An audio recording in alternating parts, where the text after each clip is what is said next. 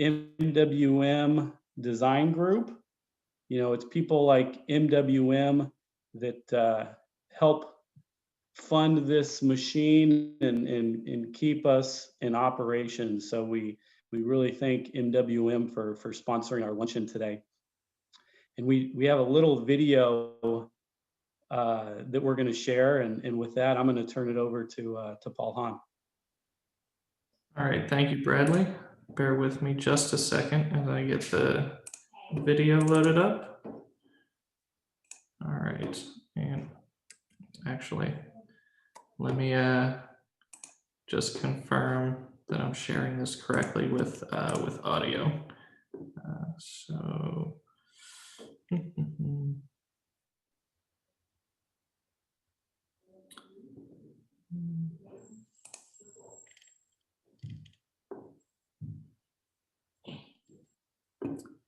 It's hiding from me now.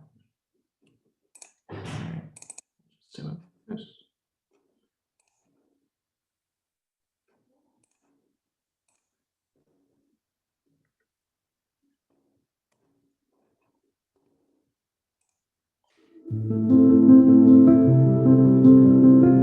Hi, I'm Julia Herod, president of MWM Design Group, an Austin-based multidisciplinary firm. MWM Civil Infrastructure Group specializes in water and wastewater design, field engineering, and roadway improvements for local government agencies. Our civil land development team works with local municipalities, counties, transit, K-12, and commercial developments. MWM's architecture group has both commercial and municipal experience with expertise in mixed use and public safety. Our landscape architecture team provides a full range of planning and design for parks, as well as supporting many local engineers on infrastructure projects. And our surveying and permitting groups support these teams, as well as all of our clients directly. As MWM celebrates its 40th year in business, we've also had the honor of celebrating placement within Big White's top 10 best firms to work for, as well as their top 100 fastest growing firms list. I really appreciate the opportunity to sponsor this event.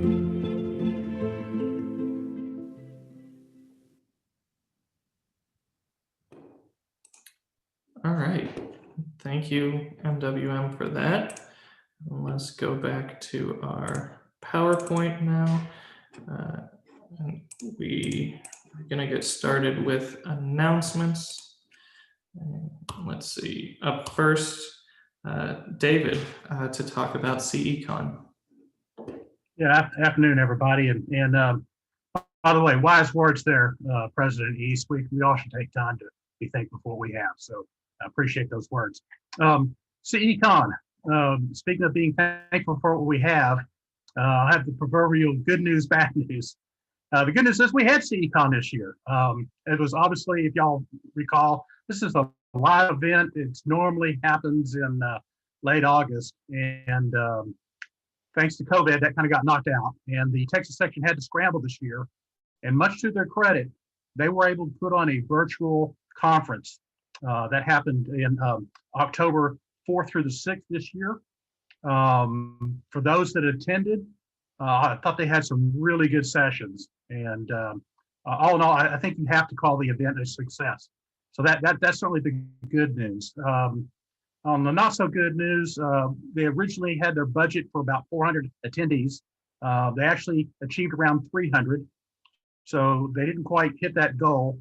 And long story short, they right now have about $45,000. So that's unfortunate. But I know the section does have some reserves and should be able to figure that into their budget accordingly. But please keep CECon on your agenda for next year. Hopefully we'll all be back together in a live session back in San Marcos. And again, for those who never have attended CECon, it really is a good event. You get some high quality speakers, and it's fun visiting with other engineers throughout the state of Texas.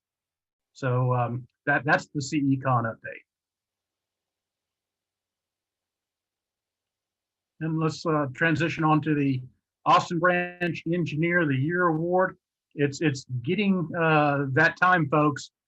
I know February, Engineers Week 2021 may sound a little far off, but it really will be here before we know it. And it's during those celebrations is when the Austin branch announces its 2020 Austin Branch Engineer of the Year award. So please, please, please, if you have somebody you think is even remotely worthy of this award, nominate them. There's nothing wrong with nominating a friend, a co-worker, somebody you admire, and I will help you with that nomination. And let's get them considered. So again, nominations are due January the 8th. So that's right around the corner. Everybody's going to get busy with Thanksgiving, Christmas. So please, please, please, January the 8th, keep that in mind. And by all means, nominate somebody. Let's get quite a few three candidates for this prestigious award. Thank you. All right, thank you, David. Up next is going to be Aya to talk about our community service competition that Bradley alluded to. Yeah, hello, I'm Aya. I'm one of the co-chairs for the outreach committee. And we are trying, because unfortunately we can't meet up in person, so that limits a lot of the outreach work we can do this year.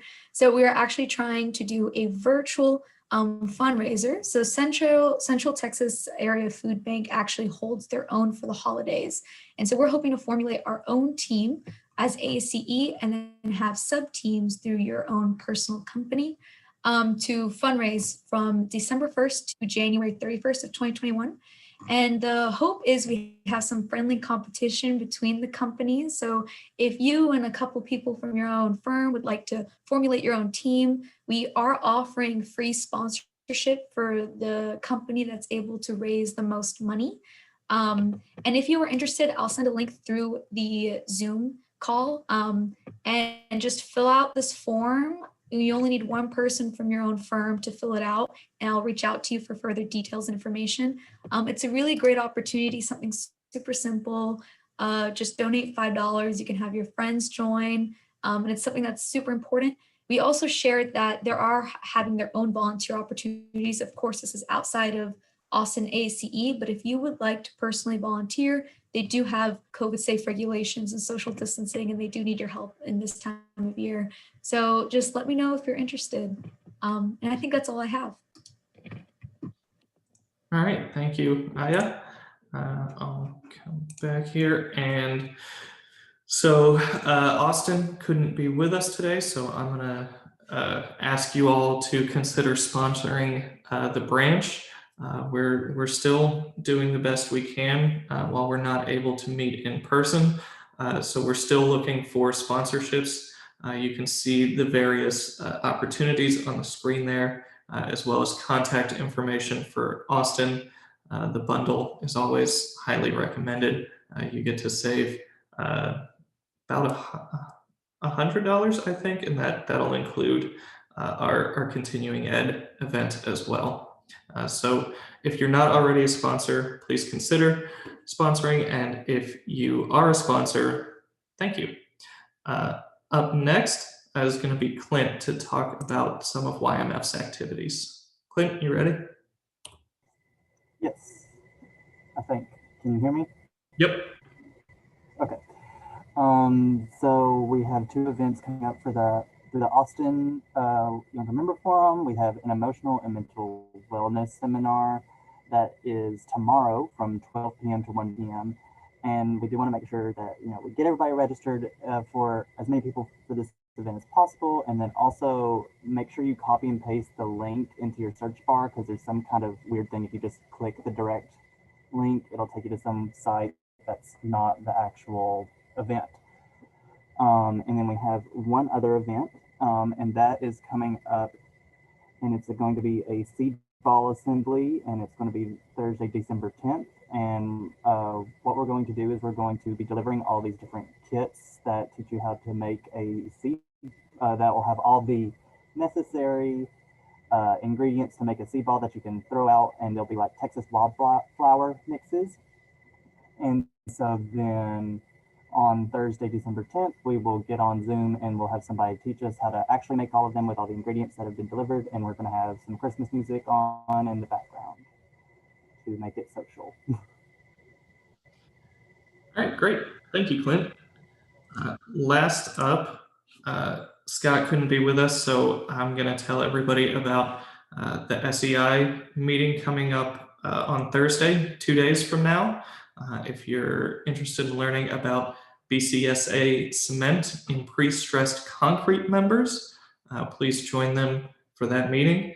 You can see the link on the screen, or you can find the way to register just through our website, austinasce.org.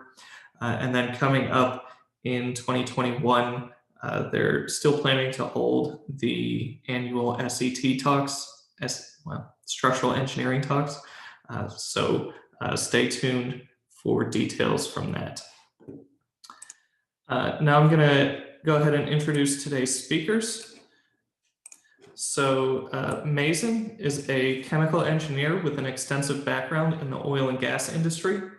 After graduating with a BS in mechanical engineering from UT Austin, he worked for several oil and gas firms in the Houston area in a variety of roles. He also founded and sold a small business in the automotive sector. In 2016, Mazen and his spouse decided to move back to Austin, where they started a family and are pursuing a slower paced lifestyle. Mazen joined the EWB-Greater Austin chapter as a member of the instrumentation team in 2016 and became president of the chapter in 2019. Now you can find him dividing his time between his work as a business growth consultant at his family business, ProTech Body Shop, spending time with his 1-year-old toddler Zane, and attempting to make things out of wood or metal in his workshop. Mazen is passionate about volunteerism, technology, humanism, and advancing the welfare of humans around the world. Lizzie Wilson is an EIT at BGE Inc. in Austin, Texas. She has a BS and MS in environmental engineering and a BA in French from SMU. She conducted her master's research on soil and water in the Bolivian Altiplano, I believe. Professionally, she has largely worked on stormwater-related projects and really enjoys the modeling aspect of engineering. She has lived in 7 different states, but Austin is one of her favorite places to live. She's been involved with Engineers Without Borders since 2011, initially as a student and now as a professional. In addition to engineering and volunteering, she enjoys cooking, tennis, philosophy, learning how to create music, and being outdoors. Mazen, Lizzie, if you're ready, go ahead and start sharing your screen, and I will turn it over to you. Sounds good. All right, can everyone see? Awesome. I'll turn it over to Z. Hello, everyone. First off, I want to thank ASCE for always bringing us in. This is not the first time, and we're always invited to events. I'm sorry, allergies are killing me. We're always been invited to events that the ASCE throws, and we're always invited also to speak. And this is a great deal for us. We are very thankful, and we love being part of ASCE in a sense, since most of our members are ASCE members. Lizzie? There we go. One more. So thank you, Paul, for introducing us, first of all. So thank you so much. So I'm going to talk a little bit about EWB and ASCE. We've been partners since the start. I'm going to talk about the start of EWB later on in the second slide. But EWB is generally, it takes care basically of infrastructure projects and water and sanitation and construction, all that stuff. So we are very similar in essence to what ASCE members do. And even our founder is an ASCE member. Most of our members in Austin and around the country, or around the world actually now, are ASCE. Well, I don't know around the world, but around the country, definitely ASCE. What brings us both together is the alignment of visions. We both want a more equitable world. we both want more, at least a minimum of a better life for everyone. We can take away all the trappings of a good living. We can take away even electricity, even internet. Well, we cannot take away shelter. We cannot take away sanitation. These are things that are mostly concerned with civil engineering and volunteerism in the sense of underserved areas. We are mostly made of ASCE members. EWB in general is mostly made of civil engineers. I am a mechanical engineer. There's a bunch of biomedical, chemical, electrical, but I would say around 95% of EWB constitution is actually civil engineers. And it goes with the type of projects. I mean, I would love to help as a civil engineer, but I don't have the experience, but I can help with other things. And we are open to everybody, right? We are open for people who are engineers. We are open for people who are not engineers. Running an organization is more than just doing technical work. We also do fundraising. We do advertising for ourselves. We have social events. So it is more than just engineers doing engineering work. Also, ASCE has been a great help for us in providing their members and providing funding. A lot of times ASCE actually contributes to our funds. We as an organization, EWB is unique in the sense of we give our time and energy and volunteer to help the community, but we also have to fund it. We don't take a project that's funded and we just provide technical work. We actually do everything to make that vision and that project possible. So it is much harder for us to, and remember, as volunteers, we are working after our work hours. So a lot of our members are working a job and then they come back and they do all this work. And on top of that, they have to fund it. So we have to look for funding and all that stuff, which takes a lot of time. And it's sad that we have to do funding all the time because this is something good and people should be already trying to do it, but it is what it is. Also, there's a lot of social support from ASCE as of today. It's inviting us over here. We've been invited to many other events before. We've been doing things together. We mentioned what you guys are doing on our events, and you guys mentioned what we are doing on your events, which is a great thing. And I really want to thank you guys for always taking us in. Liz? All right. So for most of you guys know what EWB is, but I'm going to talk a little bit about it for people who don't know. EWB was founded in 2002 by Dr. Alameddine. He's a civil engineers professor at the University of Colorado at Boulder. This happened after he went and took a visit to Belize and met with about 900, a little community of 950 people. They're indigenous Mayans, and they had water problems. Most of their kids could not go to school because they had to go every day and get water from miles away from their town.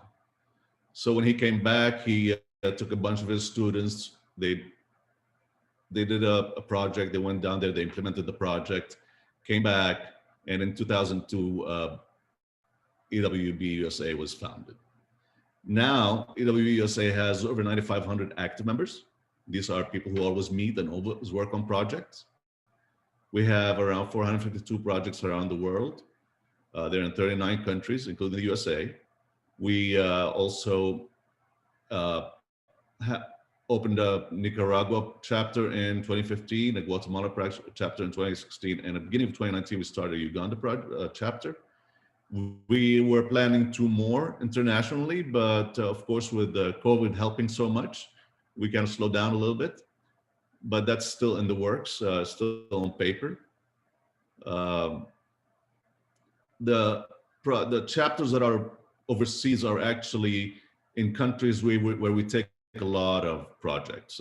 This facilitates our work from here to there. So if we're taking a project in Nicaragua, for example, it's much easier to deal with EWB chapter down there than to find local people to deal with remotely, and which is something that we are dealing with right now in our projects. But of course, we are taking projects all over the world, and at this time, we cannot open chapters all over the world, although it would be nice. Lizzie? Now a little bit of a history of EWB-Greater Austin. The EWB-Greater Austin was a merger between the Central Texas Professional Chapter and the University of Texas at Austin Student Chapter. We are one of 3 mixed chapters in the whole nation. Mixed meaning we are professionals and students. But in reality, we are a professional chapters that takes on students. And the reason is we are not affiliated with the University of Texas at Austin anymore, but it was not fair for the chapter to actually not have the benefits of EWB. So now we take a lot of the students in. It's an opportunity for them to learn. It's an opportunity for us to teach and mentor. It's really nice because these future engineers get to actually work on real life projects. They get to work on real life issues. This is not just a matter of finding the right equation to figure out the stress on a member or a moment of something. This is actually getting an assignment from your mentor to tell you, hey, I need to find which company can provide this, or where can we do this logistically. There's a lot of training in there. And I mean, we all know most of our jobs as engineers is actually paperwork, and it takes a lot of our time. A little bit of it is engineering, which is fun, but most of it is not. And people need to know that. And it's actually, if it were to me before, and I had an opportunity to learn under somebody for logistics, that'll be great. But I didn't. I just were thrown into the field, and I had to pull my own hair, obviously. But it was an experience. Right now, the Austin chapter has 2 international projects. One of the projects, the Guatemala project, is in its final phase. This project started about 5 years ago. It was to deliver water, clean water from basically a spring about 7 kilometers away from a town. The town used to get its water from a nearby lake. It's a closed lake, and they had an algae bloom problem. So the water became real poisonous, and the community were still drinking it because that was their only source of water. So EWB Austin took on that project. They went there and they basically dug through the mountains to be able to deliver water to the community. The project right now is in its final phase, meaning everything was done, everything was built, and now our team is finalizing it by putting up a manual on how to train people to work on that project and how to maintain it. And because we don't want to leave a community and have the system deteriorate after a year or 2 or 3 and nobody to help. So this is basically a manual where they can keep going back to and moving forward and fixing the issues that they have, which is great. So after this, we hopefully will take another project internationally or maybe even nationally. The other project that we have is Tanzania. Tanzania project is led by Ms. Lizzie Wilson. It is one of the largest projects in EWB history. Honestly, it's our community is about 12,000 people, and by the time we're done, it could be probably about 16 or 17,000 people. Last year, but then everything slowed down, and I'm not going to talk much about it because Liz is going to go in detail about that project.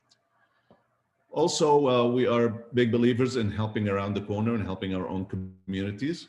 So we have 2 local projects. One is going on. It's the Puerto Rico project. Puerto Rico project is unique. It's in conjunction with EWB Puerto Rico and an NGO called Solar Responders. Now, Solar Responders is trying to outfit all the emergency points on Puerto Rico with backup solar panel power or solar power. After hurricanes hit, the island, most of the island loses power and communications stop. People can communicate, emergency points of, like say, ambulances, all that stuff, everything just stops. So it's very, very hard to get and connect with all people, especially ones in rural areas. So the Solar Responders wants to provide the solar panels and the power. EWB Puerto Rico wants to inspect the buildings where they're going to install that power. They want to make sure that the buildings are strong enough to support, because there's a lot of hurricanes, there's a lot of tropical storms in that area, some geological activities.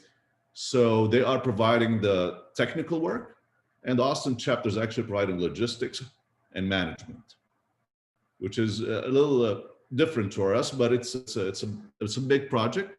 It's a fun project. They are trying to outfit about 94 emergency points at a cost of like $100,000 per emergency point. So it's a really big project, but it needs to be done. It's very important, actually.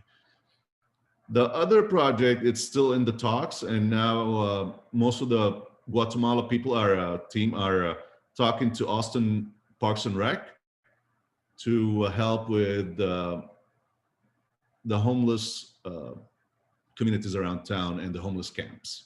So there's nothing really concrete happened there yet, excuse the pun, but we're working on it. Other things that we do social work. We have adopted an area of Waller Creek. We do a cleanup twice a year. We invite everybody to help, and most of the members actually go down there. We actually do a really nice cleanup. It's a lot of fun, and it also makes you feel good and clean.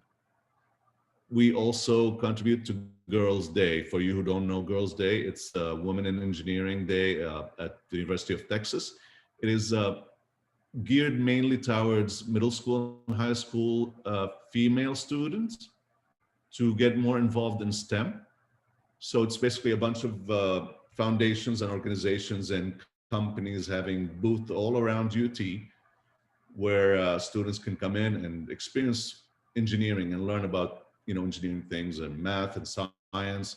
And it's fun. It's one of the largest in the world. Well, actually, it is the largest in the world. We have about 8,000 people visiting during that day. It's a lot of fun. Our booth usually has engineering experiences, in the sense of that they get to build little bridges and water and water filters and supply water from one side to the other side of a little project. It just to make people see that engineering is actually how things work, and it's just not on books only. Not because you're good at math you're going to become an engineer. It's just because there's a drive to deliver something tangible. Also, lately we've been throwing trivia nights. It's a lot of fun. We use it as fundraising, and we also use it to keep the community of EWB all together.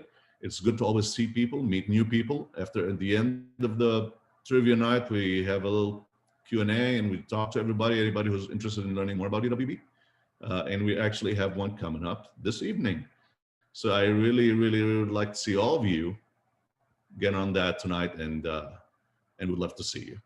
And now I'm gonna take it up to Lizzie. Lizzie's gonna talk a little more about the Tanzania project in details that I cannot talk about. Go ahead, Lizzie. Awesome. Thank you, Z. So I'm specifically going to talk about our Tanzania project. And as y'all heard, my name is Lizzie Wilson. I am the Director of Projects and the Tanzania project lead for the Greater Austin chapter. I've been involved in this chapter for about 2 years now. But as Paul said, I've been involved in EWB since 2011, joined as a freshman in college, so really enjoy the organization. So Z gave a bit of a history of Engineers Without Borders, but here's a bit of a project layout. So it is a 5-year commitment when you adopt a project, and the goal of that is to prevent what Z said of just a project failing a year or two after we leave. Like you'll hear a lot of failures of a group going in, drilling a well, and then leaving, and the well breaks, and so the community still doesn't have water. So the goal of the 5-year commitment is to prevent that. Right now, we are in the first of 4 main phases. We're still kind of in a limbo between project adoption and our first assessment trip. I'm hoping the next time we present in a couple of years for ASCE, that we will have number 3 be the bullet that we're on. So hopefully we'll be implementing then. But yeah, we're in the beginning of this project. So when we adopted the project, we adopted it officially in December of last year, 2019. So almost a year ago. At the time, we had about 7 to 10 dedicated team members. Most of us were civil engineers. I think we had 1 or 2 students So we were looking for a water resources project, and you can go on the Engineers Without Borders website and they'll show you a map of projects that are available.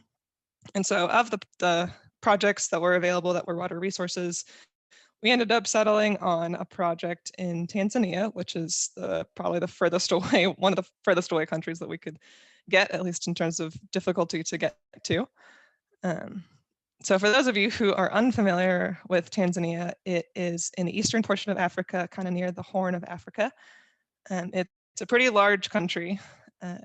It's bordered by Kenya, Democratic Republic of Congo, and a few other countries. It does have a beautiful coast of Zanzibar, which is a tourist destination. Tanzania does have two capitals. I think one is unofficial. Dar es Salaam, I believe, don't quote me, but I believe Dar es Salaam is the old capital. And that's the one that's indicated on that map with that star. That's where most international flights will fly into. The new capital, I forget the name, but it's somewhere in the middle of Tanzania. And I think they were trying to centralize the country or something like that. But if anyone asks you the capital of Tanzania, you can know that there are two. But you'll see that our community that we're working with is the community of Biharu, which is that blue star in the northwest of Tanzania, kind of right on the border with Burundi. So one of the challenges that this project will present to us is travel logistics. So whenever we can actually travel, getting from where most international flights fly into all the way across the country might be a bit of a challenge. What we found through flight research is that we might fly into Dar es Salaam and then take a little puddle jumper over to a nearby city called Kigoma, which is I think a 2-hour drive to Biharu, so really not that bad. But I've heard some mixed reviews of the flights, but that's a little kind of sketchy, but that it's better than a bus ride across the country. So that'll be one of the challenges we'll eventually have to go through. So here's some highlights of Tanzania. It has the highest mountain in Africa, Mount Kilimanjaro, a very beautiful volcano mountain. I think it's a set of 3 volcano cones. Zanzibar is a picture on the right here with beautiful beaches, nice clear blue water, great vacation destination. And it also has the Serengeti, lots of safari. You could do. They've got zebras and lions and all your typical African animals. So the community that we're working with is the community of Biharu. Their population right now is about 12,000 people. Most of them speak Swahili, which is a common language in Africa, and they also have their own local tribal language. They do subsistence agriculture. They'll grow maize, beans, cassava, etc. And they also have a community water board with like a governing board within their village on specifically for water, which is significant typically in the success of projects. It shows that the community cares enough to have a community water board, and communities that have something like a community water board typically will take care of their system after we leave, after our 5-year commitment is over. So that is a good indication that it will hopefully be a successful project. We are working with a non-governmental organization, MANLUKU. So all Engineers Without Borders projects pair with a local organization on the ground. So our organization that we're working with, MANLUKU, has a few different areas that they work in. They have agriculture and livelihoods. They also have WASH, health and nutrition. WASH stands for water, sanitation, and health. And then they also have some education initiatives. Our main contact has been someone named Liberatus, and he has been very responsive. He's been great. We've contacted him through email and also WhatsApp and Skype, it's pretty cool to just text across the country, or across the world rather. And that again is another indication of a healthy project when we have our NGO that's very responsive. He's gotten us some information on the ground. He's put us in contact with the community. So he's been super awesome, a great connection. So here's some project history. So the project that we have adopted is a water distribution system. It was first constructed almost 20 years ago in 1982. Back then, the population was about 3,000 people, which if you notice, that is a quarter of the population that it is now. So you can already tell that the system is undersized from when it was first constructed. Almost 15 years after that, it was rehabilitated in 1997 by some Swedish missionaries. They were living in the community, but they left about 10 years ago, and we've been unable to get in contact with them for what kind of work they were able to do when they rehabilitated the system. So now we are here today. We adopted the project in 2019, almost a year ago, as I said, and now we've got 4 times the population from when the system was first built. So an overview of the system. We have, again, as I said, a water distribution system. They get their water source from a river, from the Rugambwa River. It is purely gravity fed. They have no pumps, which means their water, well, that doesn't mean necessarily, but their water source is really far away. It's almost 7 kilometers away. And they have about 5 kilometers of distribution pipes within the community. The water tank, they can store about 6,000 liters, and that on the picture on the right is a picture of the storage tank. You can see it's a bit old. We'll have to do an assessment of that to see if it needs to be replaced. They're currently not doing water treatment, which a river source is surface water, so it's much dirtier compared to something like a drilled well, like well water. So they're currently not doing any water treatment, and they have 33 taps within the community. So for an initial problem definition, we have lack of clean, safe drinking water, inadequate volume, as the system was initially designed for 3,000 people. The system is in disrepair, it's old, and it's undersized, and no water treatment. So we had an itinerary shift in what I like to call the before times. We were planning to do an assessment trip in June 2020, and there we could collect any and all the data that we needed, start working on design, and then implement next year in June 2021. And we had a global pandemic. So the EWB-USA, which is the organization that we're all a part of, that oversees all the chapters, they officially suspended all travel for all chapters in March 11th of 2020. So even if we wanted to go right now, we are not allowed per EWB-USA. We as a chapter suspended in-person chapter meetings in March as well. And we adjusted our plan. So we made it flexible. Right now, our goal is to travel, just push everything back a year. So do our assessment trip in June 2021 and do first implementation trip in June 2022. But I use the keyword flexible because so many unknowns. But yeah, that's the present plan. The team, I'm really grateful for them. We pretty quickly adapted to working remotely. We almost immediately hopped into doing virtual meetings at the same time every week, Tuesdays at 6. We initially were using a free program called Jitsi, and we recently switched to Google Hangouts for our meetings, which has worked pretty well.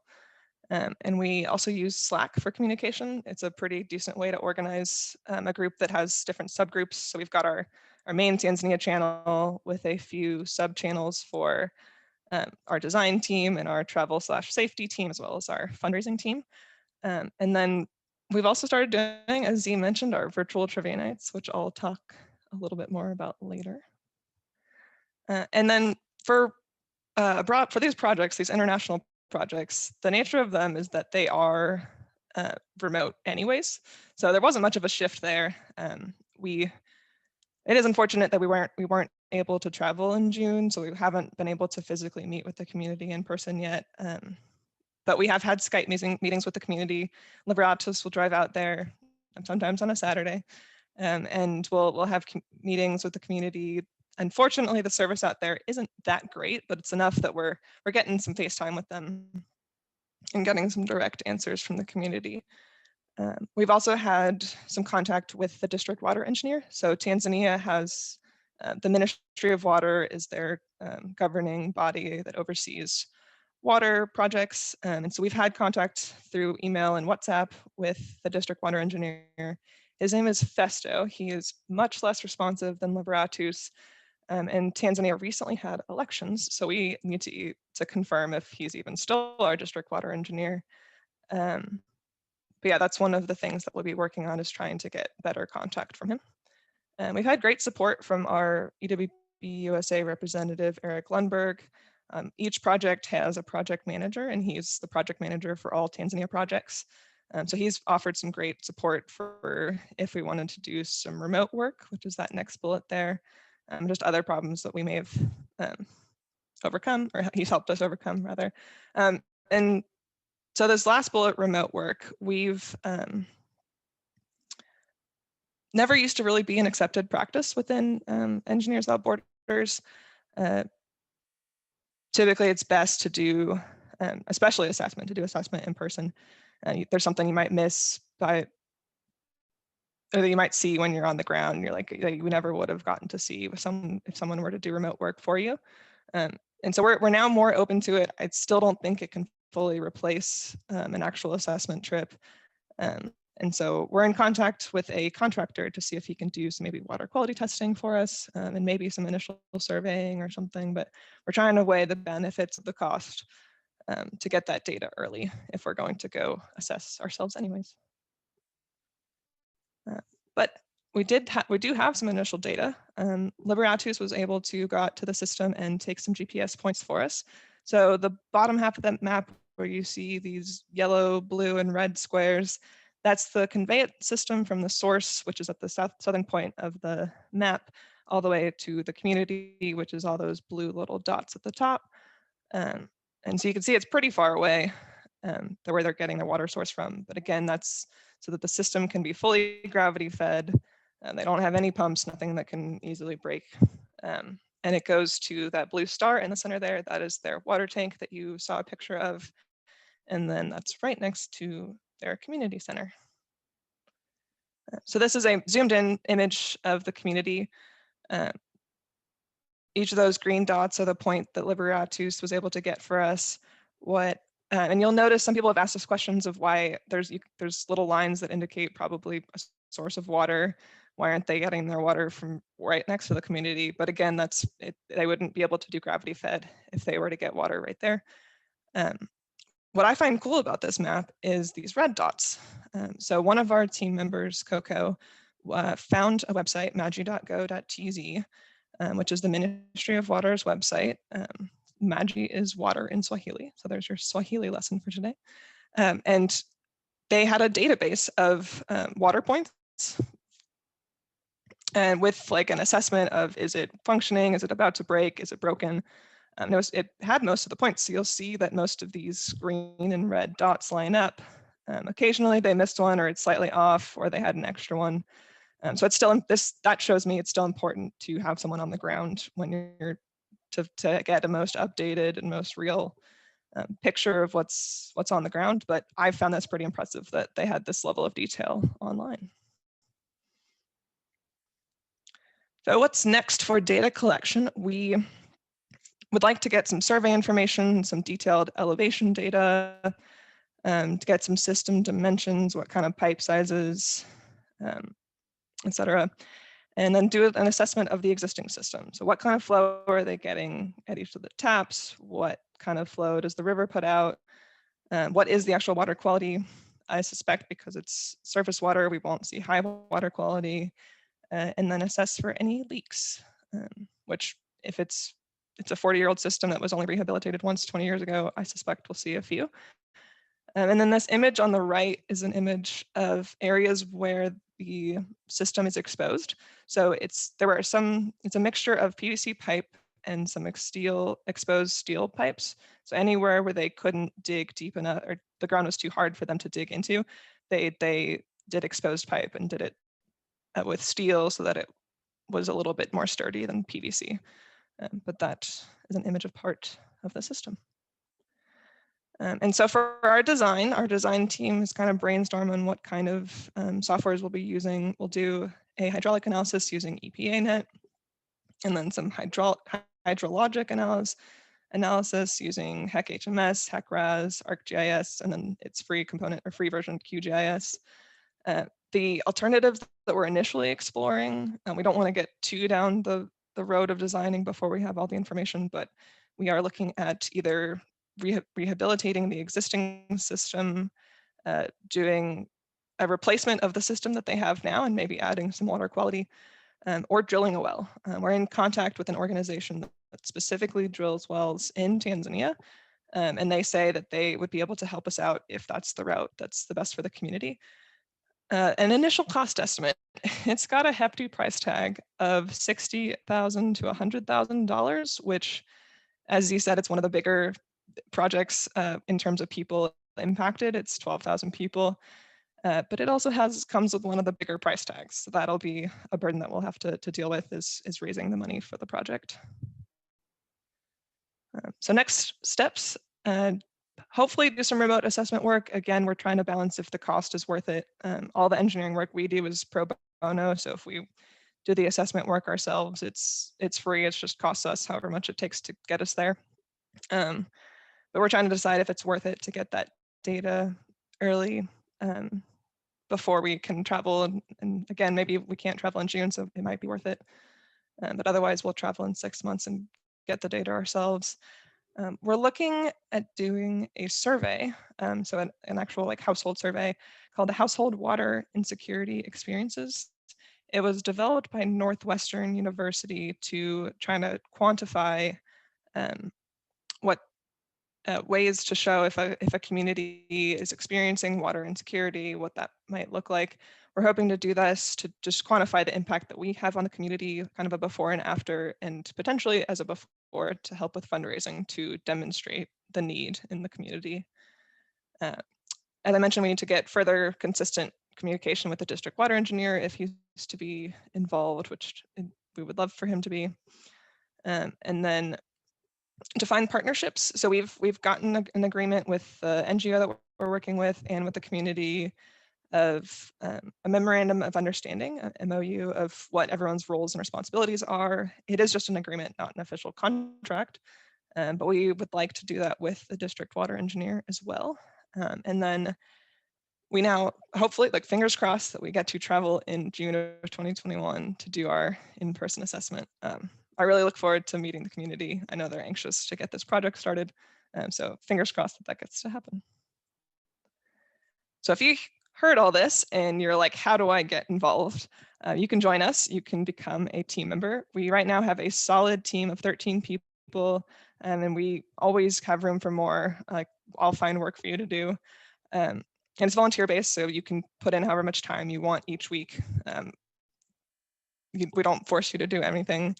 We meet every Tuesdays at 6 for an hour on top of anything else that you might volunteer to do otherwise. But if that sounds like too much for you, feel free to join us as kind of an expert consultant. That would be someone who maybe they can't participate every week, but they have an area of expertise that would be useful to us that we could call upon when we need help. We also have local projects that Z talked about earlier. So if traveling and working in Tanzania sounds like way too much, feel free to get involved in either our Puerto Rico or our City of Austin local projects. And if you want to just come and have fun with us, we have our virtual trivia nights. So our next one is tonight at 7. It's a lot of fun. It's an hour and a half of just 4 rounds of questions. We have prizes. We've had, frankly, vodka sponsored the last 2 events, and then we have wine prizes for tonight as well. So there should be a fun event. And then the last thing is fundraising. So if you can't donate time, we would gladly accept your money, but I'll pass it back over to Z to talk all things fundraising.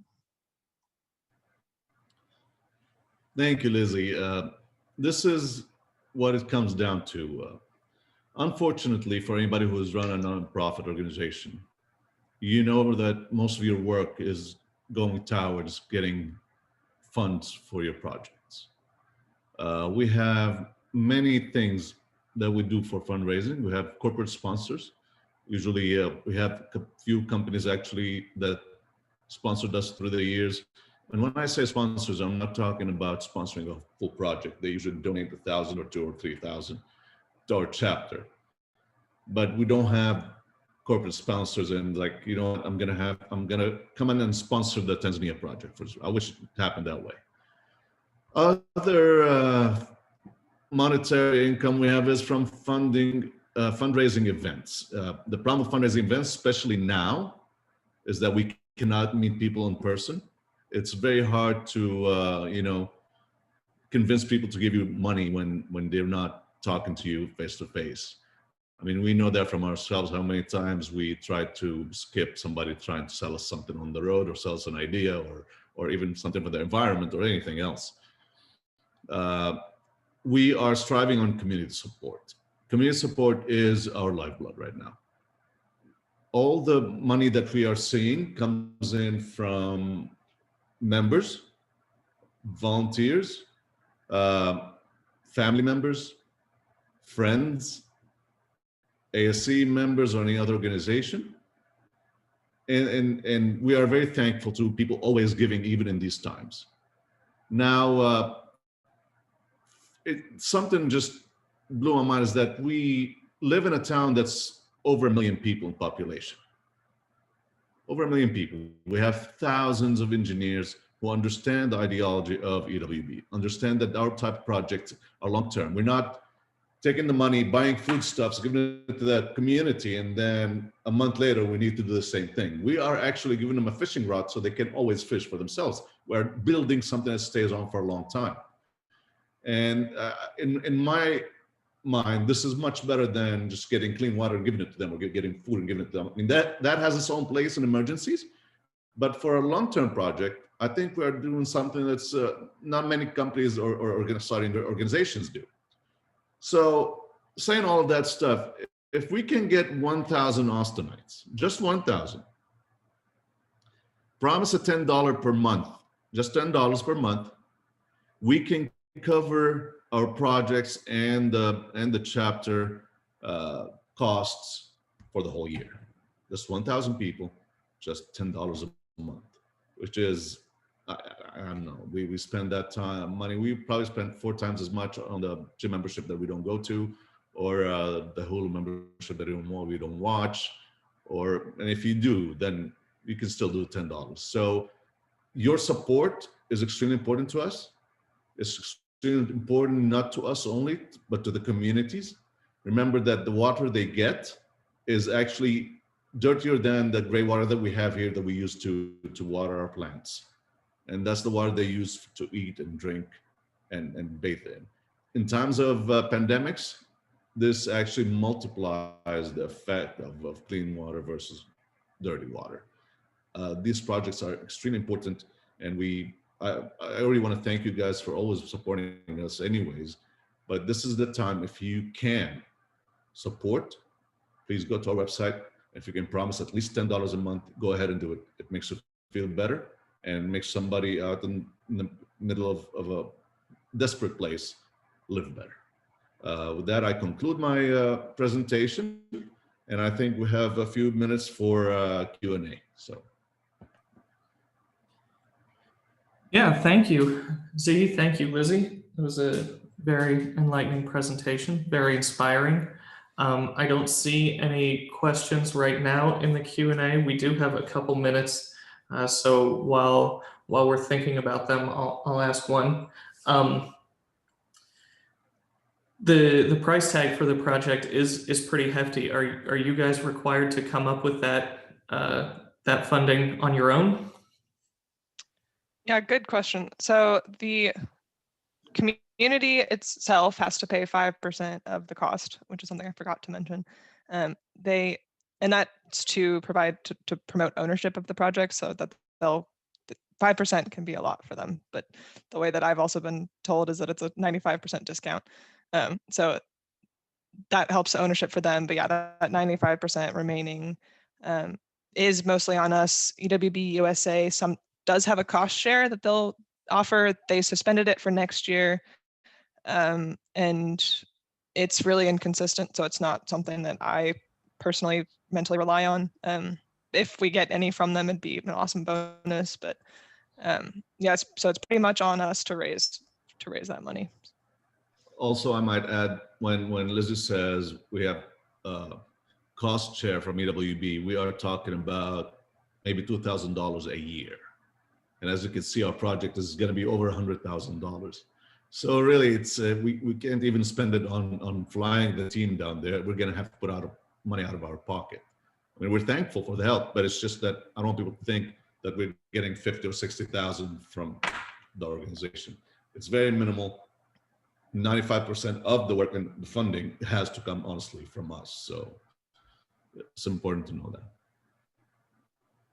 Okay. Hey guys, I'll ask a question. I thought y'all did a great job. Using this project as an example, I mean, what's the anticipated implementation / the construction portion of this? And does EWB have boots on the ground, during that entire time period? Yeah, so we do have implementation trips. They generally last, I'm trying to think, I went on one with SMU that lasted maybe a week in country.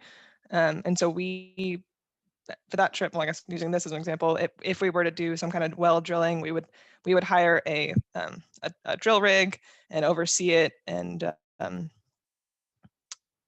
watch them as much as we can. But eventually we would have to leave the country. And if there was any work that needs to be completed, the community would be responsible, or we would hire someone to do it remotely. So that's an instance of where remote work might actually occur, is remote implementation that occurs after we've started the implementation, if that answers your question. Also, Brad, remember we are volunteers, so all these people have jobs. They're taking on their own vacation time to go do the implementation visits. So they do an implementation visit and they don't have any vacation anymore. So it's very hard to ask everybody to stay there for the whole length of the project. Oh yeah, I'm sure that's a challenge for sure. And what's nice is when you are working in a country that has a EWB local country office, because they can help oversee some of that if you're not able to be there. But Tanzania does not yet have one. Okay, well, I think we're about out of time. So I will say, oh, hold on, looks like we just got a question. Have you contacted any local, oh, where'd it go? Hold on, I lost it. Oh, I'd stop the sharing if I can share it again. It changed everything on me. Have you contacted any local construction organizations in country who might be able to help in local estimating or construction? Let's see. We don't have enough design. I think the answer is no. We don't necessarily have enough design to start estimating the true cost, which is the other tricky part with fundraising. Like, we'd love to do some grants or something, but we don't have actual line items of here's what it's going to cost until we implement and actually, or assess and actually design a system. We are in contact with a contractor to hopefully do some design collection, some data collection, but because we don't have an actual design, yeah, the answer would be no. Also, anything that we have to do remotely is going to add to the bill. So when we hire someone to do this assessment, now we have to come up with that money for the assessment itself. It's a tough deal, but I mean, somebody has to do it, and who's better than us? Absolutely. And that, I think, is a great note to end on. We're about out of time. Thank you, Z and Lizzie, very much.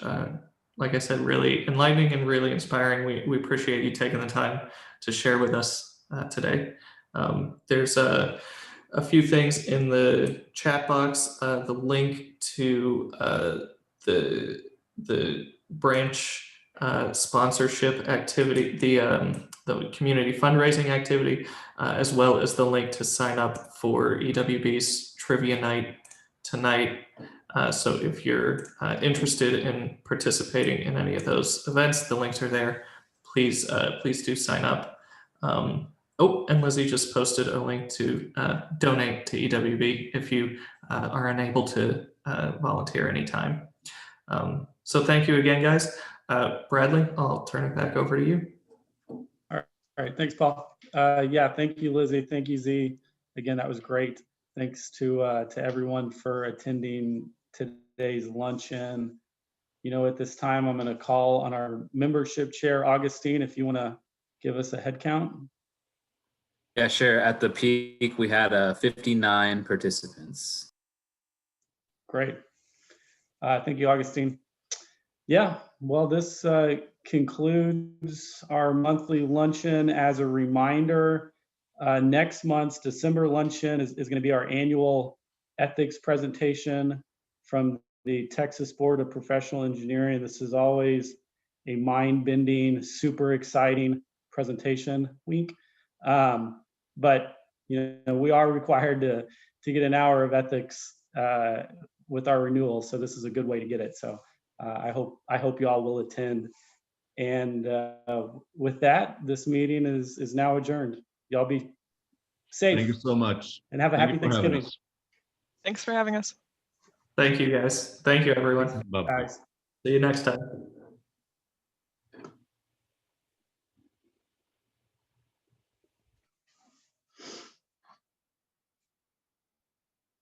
Well, thank you, Paul.